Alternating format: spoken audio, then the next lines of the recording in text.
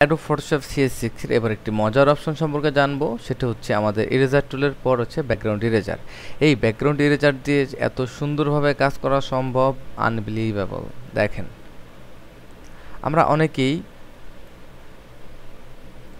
প্রশ্ন করি যে আমাদের এরকম এলোমেলো চুলের ভিতরে আমরা কিভাবে এটিকে ব্যাকগ্রাউন্ডের সাথে ম্যাচ করাবো, এবং অনেকে এই প্রশ্ন করার পর অ্যাপ্রোপ্রিয়েট কোনো অ্যান্সার পাইনি। আসলে অনেক সহজ একটি অপশন, আবার অনেক কঠিন একটি অপশন। আমরা এই পিকচারটিকে এই ন্যাচারাল একটি ইমেজের উপর নিয়ে আসলাম। ধরুন আমরা অনেকেই পেন টুল দিয়ে কেটে আমাদের ব্যাকগ্রাউন্ডটিকে ফেলে দিই, কিন্তু এমন অবস্থায় কিভাবে এই চুলের ভিতর দিয়ে কেটে হয় এই চুলটি কেটে ফেলে দিতে হবে, অথবা আমাদের পেন টুল দিয়ে আস্তে আস্তে করে, সেটা সম্ভব না, খুবই কঠিন। দুটি থেকে তিনটি অপশন রয়েছে এটা ইরেজ করার জন্য। তার ভিতরে আমি বলি, প্রথম রয়েছে সিলেক্টের কালার রেঞ্জ, দ্বিতীয়ত রয়েছে আমাদের চ্যানেল, এবং আমি এখন যেটি দেখাচ্ছি সেটি হচ্ছে আমাদের ব্যাকগ্রাউন্ড ইরেজার। আমাদের এখনের টাস্ক ব্যাকগ্রাউন্ড ইরেজার, এবং ব্যাকগ্রাউন্ড ইরেজার দিয়ে কিভাবে এটিকে কালার রিপ্লেস করা সম্ভব বা ইরেজ করা সম্ভব। আমরা দেখতে পাচ্ছি আমাদের নিচের লেয়ারে রয়েছে একটি ন্যাচারাল ব্যাকগ্রাউন্ড এবং উপরের লেয়ারে রয়েছে আমাদের ইমেজটি। আমরা চাচ্ছি সাদা কালারটা রিপ্লেস করে আমাদের এই ব্যাকগ্রাউন্ড ইমেজটিকে ফোকাস করতে। সেই হিসেবে আমরা এখন একটা সেটিং করব ব্যাকগ্রাউন্ড ইরেজার।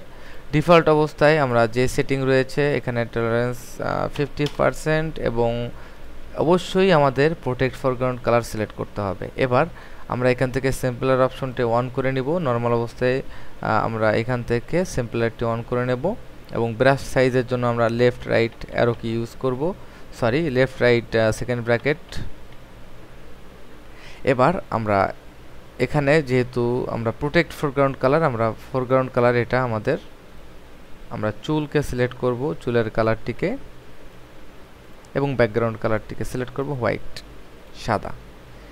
এবার যদি আমরা ইরেজ করি তবে আমরা একটি অসাধারণ রেজাল্ট পেতে পারি।